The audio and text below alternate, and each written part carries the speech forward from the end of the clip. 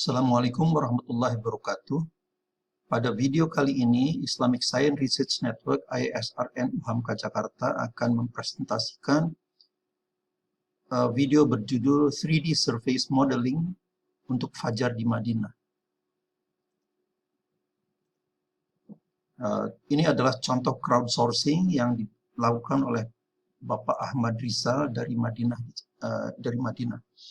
Pada 3 Februari 2020, Bapak Ahmad Rizal mengirim pesan WA. Beliau sedang umroh dan dari hotelnya arah ufuk timur sangat ideal untuk pengamatan fajar.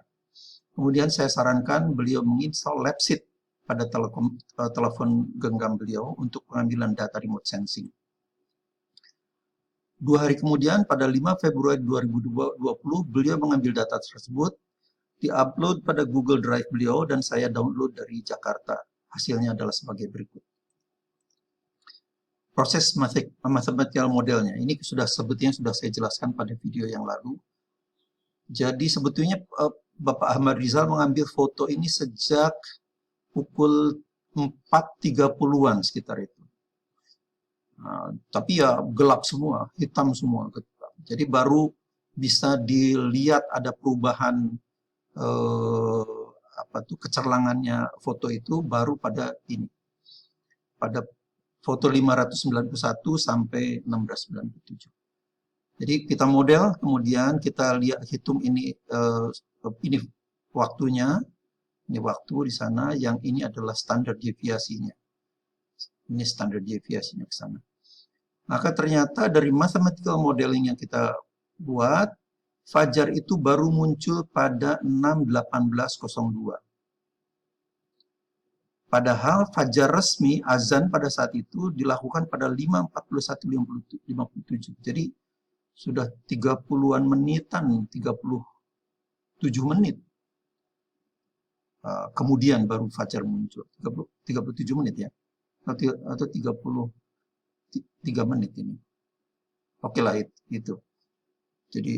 Jadi official twilight, kalau ini sampai syuruk itu hampir 1 jam 20 menit, kenyataannya syuruk itu twilight itu waktu dari timbulnya fajar sampai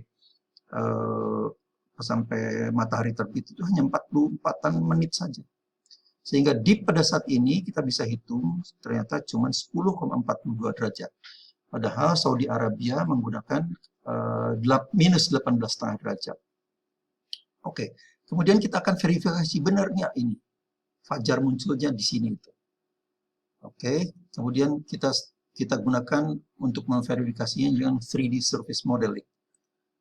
Nah, ini adalah foto yang diambil pada foto 607, diambil pada 6.17.02. 6.17.02 itu adalah ini. Nah, ini fotonya. Fotonya seperti ini. Padahal official fajarnya jam 5.41.57, jadi jauh di sana.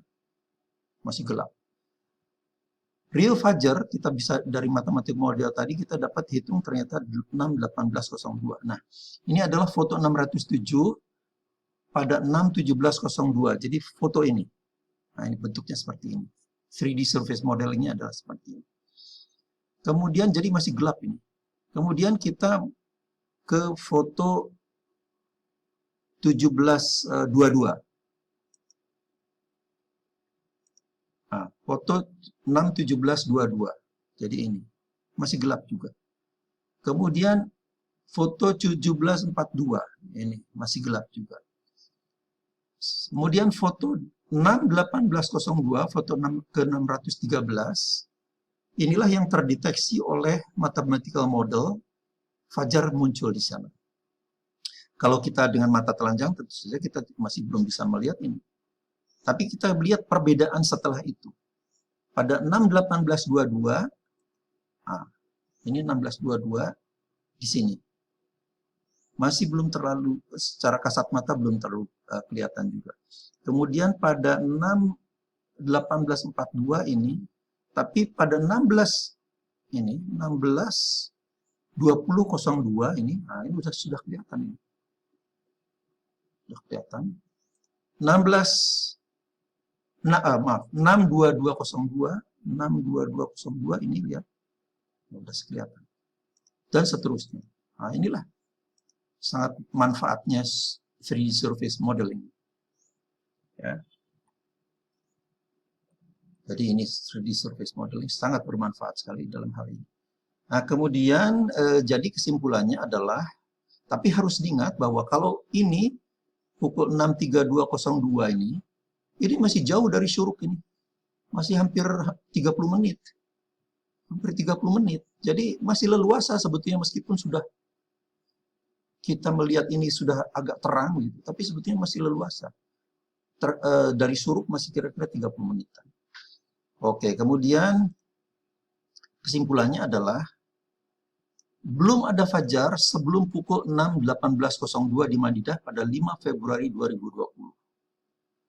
Gadget kamera merupakan alat yang ampuh untuk merekam fajar. 3D surface modeling merupakan cara verifikasi kehadiran fajar yang sangat reliable. Crowdsourcing merupakan skenario termurah dalam penyusunan twilight global. Terbukti dengan arahan yang sangat minimal, Bapak Ahmad Rizal dapat memperoleh data subuh. Bahkan datanya merupakan salah satu yang terbaik dari hampir 700 data yang ISRN miliki.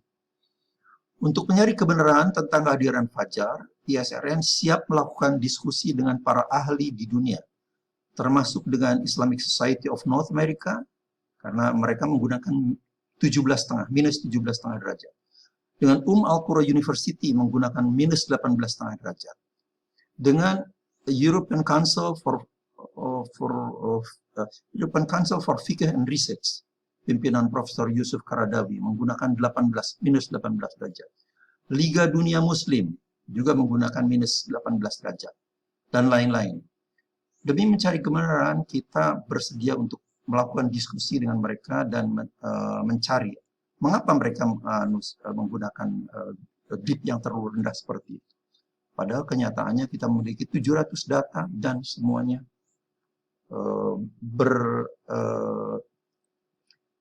tendensinya itu pada minus 13 derajat rata-ratanya. Oke, sekarang kita lihat cara mendemo, saya akan demokan cara mengoperasikan LabSeq. Jadi kalau di mobile phone Anda, di HP Anda, dari Google Play Store, carilah LabSeq, install. Nah, kalau sudah terinstall ini. Kalau ini diklik 2 kali, maka ini landing page-nya seperti ini. Landing page-nya seperti ini. Nah, ada ini. Sebelum new capture, setting dulu. Setting. Nah, ini yang paling penting settingnya adalah ini. Frame intervalnya buatlah kira-kira 10 second, 10 detik. Mengapa 10 detik? Itu rule of thumb-nya begini. Waktu sholat itu akurasinya kira-kira 1 menit. Kalau 1 menit, maka data yang kita miliki itu harus lebih bagus dari sepertiganya. Kalau sepertiganya kan 20 detik. 20 detik, nah lebih bagusnya ya kira-kira 10 detik lah. Jadi boleh saja Anda menggunakan 5 detik, tapi fotonya akan jauh lebih banyak lagi kan. Double. Jadi saya selalu menggunakan 10 detik saja. Time scale-nya second. Limit mode-nya user, artinya kalau kita tidak hentikan, dia akan bekerja terus. Kemudian initial delay-nya 500 millisecond. Kalau bisa dirubah menjadi 100 millisecond akan lebih bagus. Tapi dari yang biasa kami lakukan 500 millisecond oke. Resolusinya adalah 480 kali 640 kalau gratis. Kalau Anda menggunakan yang LabSeq Pro, maka ini bisa 1080 dikalikan 1920. Bayar pun cuma murah, kira-kira Rp60.000 saja. Jadi silakan bisa kalau mau lebih puas gunakan yang berbayar yang 60.000 itu. Fokus mode-nya di infinity karena kita akan memotret ufuk. Nah, ini yang penting juga, shutter sound enabled. Sehingga ketika kamera beroperasi, Anda mendengar suara klik, cepret, cepret, cepret. Nah, itu. Yang lainnya saya kira dibuat default saja, nggak masalah. Oke, kemudian Anda kembali setelah setting selesai, setelah setting selesai, Anda kemudian kembali ke ini, kemudian capture, no capture. Maka dia akan beroperasi setiap 10 detik. Setelah selesai, kira-kira selesainya 10 menit sebelum matahari terbit lah gitu. Hentikan itu, kalau ini diklik lagi, kemudian ada stop, tombol stop, hentikan itu. Nah, kalau Anda sudah stop, sebelum Anda kirimkan, Anda lihat ini di gallery. Gallery, maka inilah foto Anda nih. Project Anda, mungkin ada beberapa project. Yang terakhir adalah yang ini. Yang terakhir ini. Sebelum Anda kirimkan, kalau ini diklik, nah Anda akan dibawa pada mode ini. Nah, view details ini, klik ini, maka klik ini dan kemudian ada tombol timestamp. Timestamp itu akan menunjukkan waktu sampai detik ini. Kalau ini kan 7.57. Tidak ada informasi detiknya.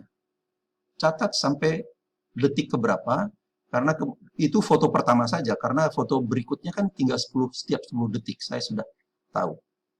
Nah, kalau ini sudah tahu, kemudian zip and send. Nah, itu bisa disimpan di Google Drive Anda dalam keadaan zip ini. Nah, kirimkanlah foto ini dalam keadaan zip ya, format zip, kirimkan ke saya. Waktunya tadi foto pertama jam berapa, informasikan ke saya, insya Allah akan saya bantu untuk memprosesnya, dan kemudian akan saya kembalikan lagi pada Anda hasilnya. Nah, untuk itu nanti tentu saja sumbangan kontribusi Anda akan sangat dihargai dan akan diakui dalam video-video yang saya terbitkan. Demikianlah, semoga bermanfaat. Assalamualaikum warahmatullahi wabarakatuh.